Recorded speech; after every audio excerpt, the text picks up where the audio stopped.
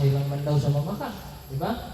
Ingog siya nga kung mangupit man daw sa og candy, usahay lang man daw sa mangupit, di ba? Tapos ingog siya dito nga dili daw niya ginatawag nga dili daw niya lukuhon ang iyang mismong asawa.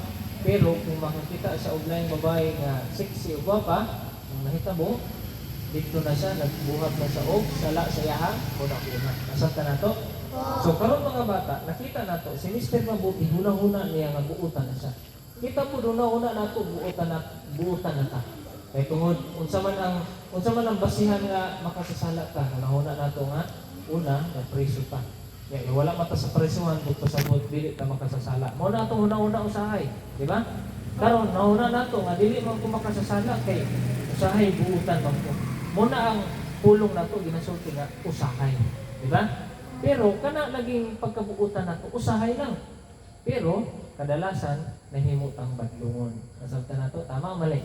Di ba? So kana pagkabadlungon ang tawag ana sala.